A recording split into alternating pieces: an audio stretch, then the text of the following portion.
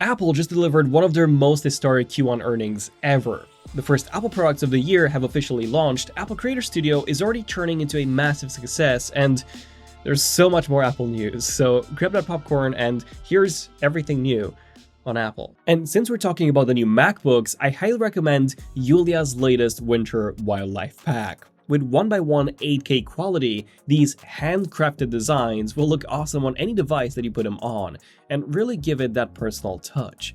My favorite wallpaper from the pack is definitely the penguin design, which looks so good on my iPad. So check out this design and more at Wallpapers on iOS and Android by using the links below. Okay, so first off, the M5 Pro and the M5 Max MacBook Pro refresh is running late, as you all probably know by now. But according to the latest report from Mark Gurman, they are expected to arrive together with macOS 26.3. As for when, well, this could happen literally any moment from now, even as early as today or tomorrow. Also, the Apple website has recently had a revamp when buying a MacBook. It used to be very different, where you would pick some pre-configured models which you could then configure further. But now it is very similar to how the iPad configurator is. You start with a screen size, then you have the nano texture option, then you pick the chip, and finally the RAM, storage, and power adapter, with no more pre-configured options available. Although I do believe that these would still be available if you go to the Apple Store yourself. And also, like I previously mentioned, there have been some speculations about Apple potentially giving us the ability to mix and match configurations, just like in the Intel days. So you could pick the entry-level Max chip, the bin model, but then get the highest end GPU, and vice versa. And this change is pointing exactly towards that. And honestly, I think it's an amazing idea, because if you only need the maximum GPU or a ton of RAM, you wouldn't feel pressure to also upgrade the CPU to the highest end version. As for the other Apple product launches, Apple has finally released the long-awaited second-gen AirTag, which actually comes with a bunch of new features and improvements. The design is the same, but the speaker is now 50% louder, and the chime is also a bit different, which makes it a bit easier to hear in noisy environments.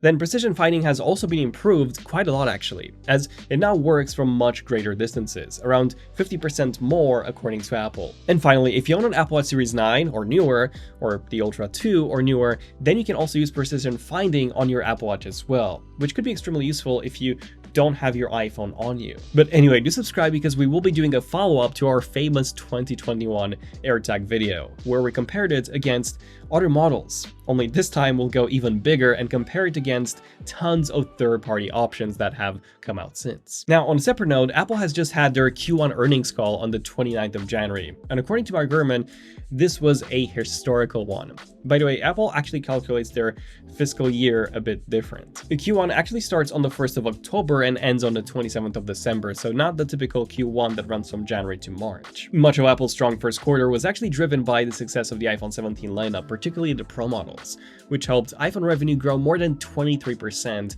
year over year. Although the revenue in wearables, home, and accessories, as well as Mac sales, has actually dropped by 7%, especially in Mac sales. Although China was another standout for Apple, with apparently their revenue surpassing $25 billion for the first time in several years. And what makes this even more impressive is that this growth happened before Apple even kicked off their 2026 product cycle. And speaking of launches, we've also had the first non-hardware release of 2026, and that's Apple Creator Studio. In short, this is a subscription bundle that grants you access to Final Cut Pro, Logic Pro, Pixelmator Pro, Compressor Motion, and tons more. There are 10 apps in total here. It's $12.99 per month or $129 a year, and honestly, I think the price is such a great deal, because if you're a student, you can actually get this for as low as $299 a month, which is just crazy. Up until now, if you wanted to purchase both Final Cut and Logic for your Mac, you would have paid around $500. Not even to mention that with Apple Creator Studio, you also get the iPad versions of all of those apps as well. And additionally, you also get some extra features such as new templates, AI slide generation in Keynote, auto transcription, of long recordings in Final Cut, and even the ability to search for spoken words or objects in different scenes. I think this is an amazing deal, especially for creators that are just getting started. For example, David from my team, he recently launched his own YouTube channel, reviewing both older and newer Apple products, and instead of spending like $300 upfront on Final Cut, he's now paying just $12 a month, and he has the app on both the Mac and the iPad. And speaking of software releases, guess which iPhone just got an iOS update? It's the iPhone 5S from 2013. I'm not even kidding. This is an almost 13-year-old iPhone that got a small but meaningful upgrade. Alongside the iPhone 6, the iPod Touch 6th Gen, the iPad Mini 2, and the first generation iPad Air, they all received iOS 12.5.8. This update extends the certificate required for iMessage and FaceTime to keep working. The certificate update also allows the devices to be activated after being factory reset, as if it had expired, these devices could no longer have been activated and they would have essentially been bricks. The current certificate was set to expire in January of 2027, so by Apple extending it by 1 extra year, it kind of shows that they still care about people using these older devices. And speaking of dedication, Apple had TSMC as their exclusive chip manufacturer since 2014. That's 12 years of partnership. However, according to the Wall Street Journal, Apple is considering whether some of their lower-end chips could actually be manufactured by someone other than TSMC.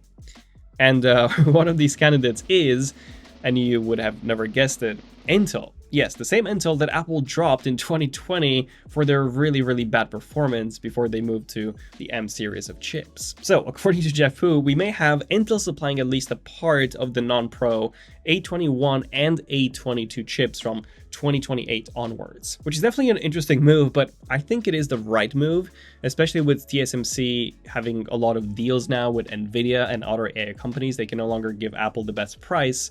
So this means that Apple can now negotiate with Intel and get a better deal that way, especially with Intel being in a really tough position right now. For example, their top-of-the-line 2026 low-power chips, they barely even match Apple's M2, and Apple's releasing the M6 this year. By the way, video on the new Dell XPS 2026 right here.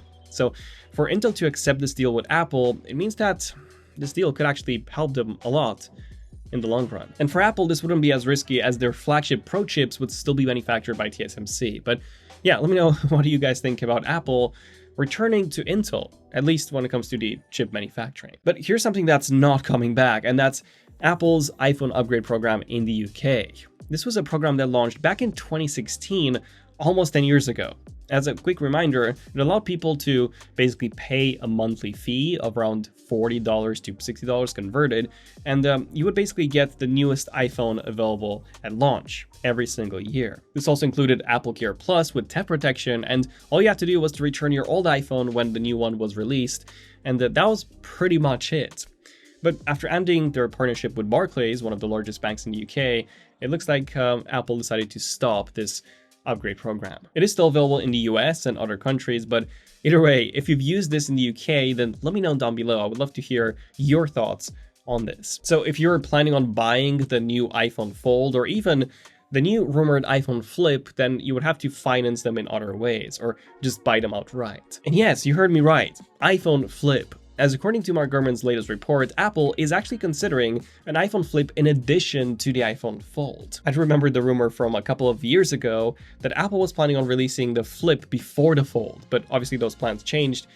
It's interesting how they're still considering launching a Flip though, and they haven't canceled that, which of course would compete against Samsung's Galaxy Z Flip and the Motorola Razr series, especially in the US. But of course, this isn't confirmed or anything, and to quote Mark Gurman, a clamshell iPhone is far from guaranteed to reach the market. And if it does, it will probably be years after the iPhone Fold. But here's something else that was guaranteed to never reach the market, and that's Apple Store accessories. A new Australian store has begun offering Apple Store display hardware for sale. This includes MagSafe charging stands, AirPods Max stands, Apple Watch demo chargers, and so much really cool stuff. So if you want to have your own Apple Store at home, this could be quite interesting, especially for Apple fans. I would personally love to have one of these AirPods retail displays in the studio. I think they look really cool, although looks like almost everything has sold out. As for Apple products that have not sold out yet, well, we do have a new Apple Watch band that Apple has just released. It's the Black Unity braided solo loop. And fun fact, this isn't actually the first Black Unity solo loop. We've had